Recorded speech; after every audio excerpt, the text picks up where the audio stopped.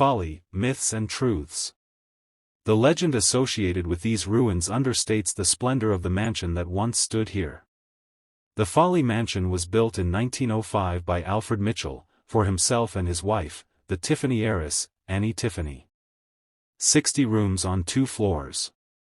Alfred Mitchell died in 1911 and Annie continued to live at Folly Mansion until the outbreak of World War I in 1914, when she returned to the USA. Read full story below. On a private peninsula at the mouth of the harbor of Port Antonio stand the ruins of a crumbling mansion.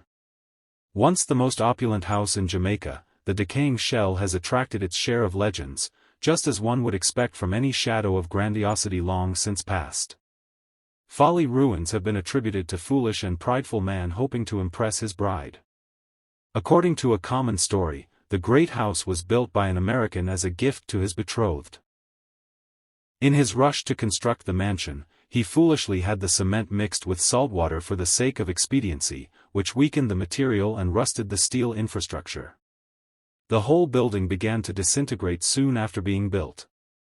When the rich American carried his new wife across the threshold, she saw that it was already falling apart and exclaimed, "What a folly!"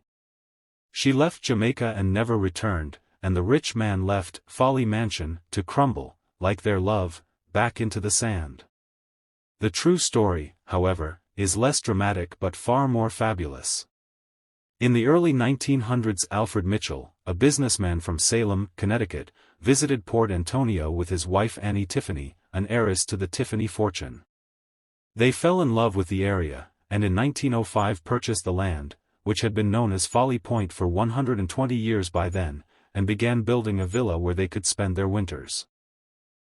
The finished product was a sprawling, lavish mansion built in the style of a Roman villa, with over 60 rooms. The extravagant mansion included a steam-powered generator, electric lights, running water, a sauna, and a wind-powered generator to pump seawater into an indoor swimming pool. The property included stables as well as a menagerie of peacocks and monkeys. Mitchell imported Jamaica's second automobile, a Rolls-Royce touring car, to take joy rides around Folly Point. Like any good legend, though, the one attached to Folly ruins contains a kernel of truth. The entire first floor of the house was made of concrete, as high-quality lumber or bricks were difficult to come by in the area, and it seems that the concrete was, in fact, mixed with seawater. However, given that the concrete portion of the house has remained standing for over 100 years, this obviously did not cause the kind of immediate structural deterioration that the legend describes. The Mitchell family lived a comfortable, luxurious life on Folly Point until 1911, when Alfred Mitchell died at the age of 80.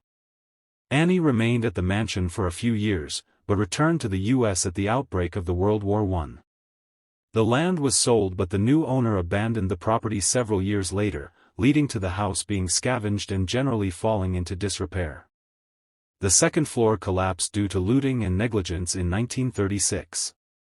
It is now owned by Jamaican government. The most lasting mark of Alfred Mitchell's grand home is actually to be found on a nearby uninhabited island. Known officially as Wood Island, the monkeys of the Mitchells' menagerie were free to roam, play, and multiply on the island, and thus it is now known to the locals as Monkey Island. Source: Atlas Obscure. If you like this and other videos from the Portland's finest network, please press the subscribe button. Remember, these are the people who cared enough to make a difference.